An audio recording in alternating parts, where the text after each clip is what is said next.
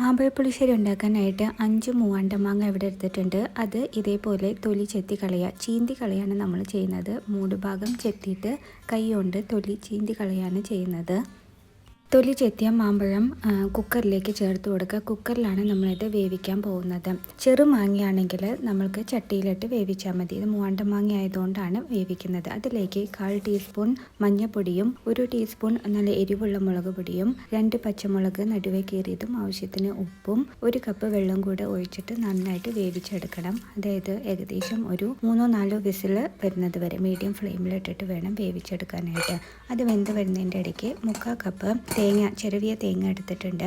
അതിലേക്ക് 1 ടീസ്പൂൺ ജീരകവും 1/4 ടീസ്പൂൺ മഞ്ഞൾപ്പൊടിയും 2 സ്പൂൺ വെള്ളവും ചേർത്തിട്ട് നന്നായിട്ട് മഷി പോലെ അരിച്ചെടുക്കണം. വെന്ത് വന്ന മാങ്ങയിലേക്ക് ഈ അരിച്ചെടുത്തിരിക്കുന്ന തേങ്ങാക്കൂട്ട് ചേർത്ത് ഒരു 5 മിനിറ്റ് തിളപ്പിച്ചെടുക്കാം.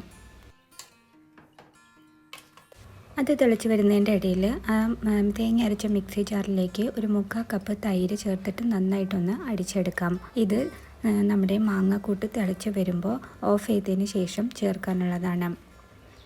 ഉപ്പ് കുറച്ച് പോരായി ഉണ്ടായിരുന്നു, അത് ചേർത്ത് കൊടുക്കുകയാണ്.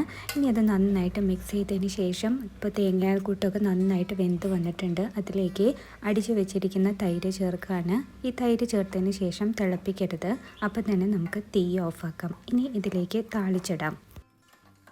മറ്റൊരു പാനിൽ വെളിച്ചെണ്ണ ചൂടാക്കിയിട്ട് അതിലേക്ക് 1 ടീസ്പൂൺ കടുകും 2 വറ്റൽമുളക് പൊട്ടിച്ചതും കുറച്ച് കറിവേപ്പിലയും കൂടി ഇട്ടിട്ട് നന്നായിട്ട് വറുത്തെടുത്തതിന് ശേഷം നമ്മുടെ മാമ്പഴ പുളിശ്ശേരിക്ക് ചേർത്ത് കൊടുക്കാം. അപ്പോൾ എല്ലാവരും ഇത് ട്രൈ ചെയ്ത് നോക്കുക. നല്ല അടിപൊളി ടേസ്റ്റാണ്. ഇതിൻ്റെ ഒപ്പം കഴിക്കാൻ വേണ്ടിയിട്ട് ഞങ്ങൾ ഒരു കൊത്തമര ഉപ്പേരിയും പപ്പടത്തോളും ഉണ്ടാക്കിയിട്ടുണ്ട്. അതിൻ്റെ റെസിപ്പി നമുക്ക് കാണാം. ഒരു മൺചട്ടിയിലേക്ക് നമ്മൾ കുറച്ച് വെളിച്ചെണ്ണ ഒഴിച്ച് കൊടുക്കുക. അതിലേക്ക് ഒരു 5 വെളുത്തുള്ളിയും 5 ചെറിയുള്ളിയും കൂടെ ചതച്ചതിട്ടിട്ട് നന്നായിട്ടൊന്ന് വാട്ടിയെടുക്കണം. അതിലേക്ക് 1 ടീസ്പൂൺ മഞ്ഞൾപ്പൊടിയും 1 സ്പൂൺ ചതച്ച മുളകും കൂടെ ചേർക്കുക. എന്നിട്ട് അതിൻ്റെ പച്ചമണം മാറുന്നത് വരെ വാട്ടിയെടുത്ത ശേഷം കൊത്തമര ഇതുപോലെ പൊടിയായിട്ട് അരിഞ്ഞു വയ്ക്കണം. വളരെ കനം കുറച്ച് നൈസാക്കിയിട്ട് അരിഞ്ഞു വയ്ക്കണം. എന്നിട്ട് അത് ഇതിലേക്ക് ചേർത്ത് കൊടുത്ത് ആവശ്യത്തിന് ഉപ്പും കൂടെ ഇടുക. നന്നായി മിക്സ് ചെയ്ത് ഇത് അടച്ചു വെച്ച് വേവിച്ചെടുക്കാം.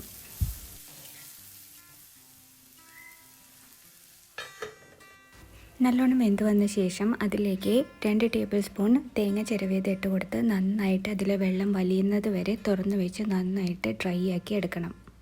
ഏറ്റവും അവസാനം കുറച്ച് കറിവേപ്പിലയും കൂടെ ചേർത്ത് കഴിഞ്ഞ് കഴിഞ്ഞാൽ നമ്മുടെ അടിപൊളി കൊത്തമര ഉപ്പേരി റെഡി ആയിട്ടുണ്ട്. ഇനി നമുക്ക് പപ്പടത്തോൾ ഉണ്ടാക്കാം. അതിന് വേണ്ടിയിട്ട് ഞാനൊരു 4 പപ്പടം ഇതുപോലെ ചെറുതായിട്ട് കട്ട് ചെയ്ത് വെച്ചിട്ടുണ്ട്. ഇത് നല്ല തിളച്ച വെളിച്ചെണ്ണയിലിട്ടിട്ട് നന്നായിട്ട് വറുത്തെടുക്കണം.